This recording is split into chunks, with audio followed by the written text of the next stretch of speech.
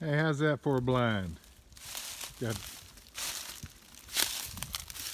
if you can sit still, be still, and your idea is to hunt that bottom down there and you got the right wind, you can make this work. There's a lock-on before lock-ons were cool. That thing's been there a long time. Homemade lock-on deer stand, folks. Man, I'm not sure if that's an old deer stand frame or fire tower. Well, it actually is a deer stand, but doggone, that sucker is tall. Good idea you found a trespasser stand when you run into lock-on and the lady that you're selling the property for says she doesn't allow anybody to hunt on the place. I got a buyer, real serious buyer, I've sold him stuff before, who's interested in a tract that we've got, but this tract's got a couple of old gas lines that run across it. And the seller seems to think that the gas lines have been abandoned, but we've got no concrete proof of that. And so I can wait on the seller to scratch around, dig around, get some information to find out if they're abandoned, or I can go out here myself, get the information, and make a phone call and figure it out myself. I think I'll do it myself.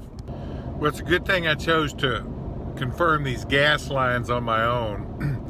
Not that the seller was trying to mislead anyone, it's just operating on hearsay. First of all, both lines are not dead and abandoned. One of the lines is live and active.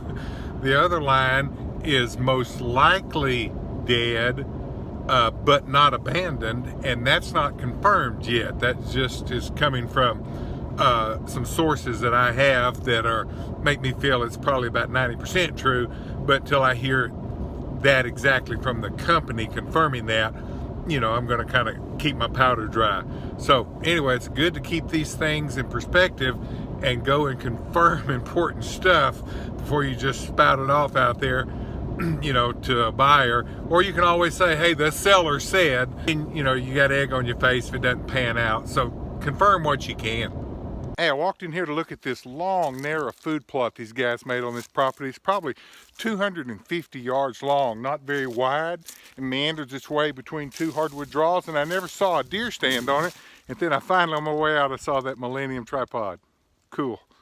This is one of those miles to go before I sleep kind of days again. Yesterday was just a long road trip back to Texas, and today I'm running around here in northeast Louisiana going to look at some properties to get some video on some and go look at one to list, and go pull a card on a camera on another one that just getting game pics on. Gotta go get drone imagery of another one that one of my guys listed.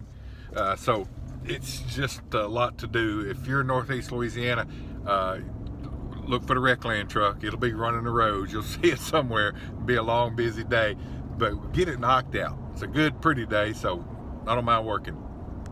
Hey, here's an example of one of the kind of properties we list that has got a house on it. RecLand Realty, all we do is land. I mean, it's in the logo, but every once in a while we list a property that's got a residence on it, and it's just kind of part of the deal. This is a little 40-acre tract here in North Louisiana, and I finally got the key from the owner in Texas, and I'm going to look at this house, a little brick house on the property. It's like a 3-bedroom brick house. You know, out in the middle of nowhere kind of deal, and you're seeing it first time with me. They said it was all cleaned out and, you know, kind of winterized and everything, so it kind of looks like there's nothing in here, no power. But anyway, it's just going to be a simple little old 3-bedroom, look like 2-bath brick house on 40 acres in rural northeast Louisiana. Somebody's going to want it and be able to come in here and kind of fix it up, make it a little nicer, update it a little bit, and have a nice rural home site. So this is an example of what we do sometimes on rural properties when there is a house involved. So anyway, I guess we'll get it sold. Man, it sure is gratifying to be able to see somebody take a piece of property that we sold them and explained all the cool stuff that you could do on this tract, and then go back 5 years later and see that they did a lot of that stuff. You take the topography where you can build a nice lake, and they do that. You take all the areas that they could cut timber and put in food plots, and they do that. You see all the improvements actually done on a tract that you suggest and recommend and say, hey, you can do that on a place like this. And you see somebody with the imagination and the resources. This stuff's not cheap to do. And then, you know, the hard work, and go out there and take 1,000 acres and turn it into what you saw that it was 5 years ago. It's just kind of cool to do that. We're about to put a place on the market. It's just like that. We sold it raw, and this guy has improved it, and it looks great. Man, I was going to try to make it to 3 properties today. I just got the first one done. I'm on my way to the second one now. They're all in Northeast Louisiana. Let's see, it's going to be in Richland Parish, West Carroll Parish, Franklin Parish. Yeah, all 3 of them in 3 different parishes over here.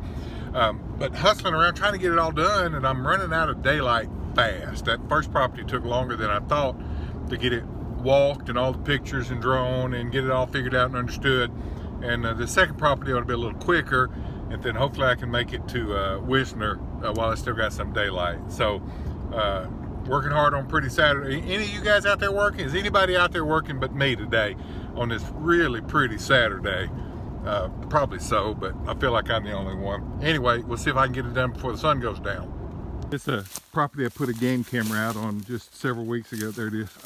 Coming to get it off. Go ahead and take it off. I was in this part of the country, so I thought I'd go ahead and come get it. It's kind of time of the year here in North Louisiana where, you know, most of the deer are already shed. There's going to be still some antlers on, but, you know, by and large, it's going to be pretty much over. So I'm not going to get any more, probably more real good buck picks. So I'm going to go ahead and get this off while I was in the neighborhood. Handy dandy game camera. This is a property I put a camera out on just a few weeks ago. Got some good buck pictures on it for this part of for Louisiana, but it's, you know, time of the year. They've already they've probably already cast their antlers, and most of them have anyway where we are here. Now there's some parts of the state that they're a little bit later in February, first part of March, but they're going to be gone here. So I was close by. I thought I'd go ahead and get my camera, and you know, so I wouldn't have to leave it out here, A, which I'm prone to do, or B, have to make a long special trip to come get it. So anyway, I'm gonna knock this out and then head back to the truck and then get to the next property. Got one more to go before it gets dark if I can make it. Hey, I'm on my way to show a piece of property in North Louisiana. It's actually a piece of a larger tract that we have listed, but the seller will, you know, sell it in part. So I'm going to show a part, and you know, it's an easy tract to show, and you know, it's an okay property. It's just overpriced for what it is, honestly. And so it's one of these kind of showings that, yeah, I'm gonna go do it. I'm gonna do my best. Got the maps there, got everything ready to go. But it's just one of those kind of deals you just don't feel good about, because you know the price is the tract is overpriced for what it is. And somebody, if they want to want the property, they're going to make an offer based on what they realize the value is. And so now you got to, you know, help try to negotiate a deal between a realistic buyer and unrealistic sellers. It's just part of the business. And those of you that are in this business, you know exactly what I'm talking about. So we'll see.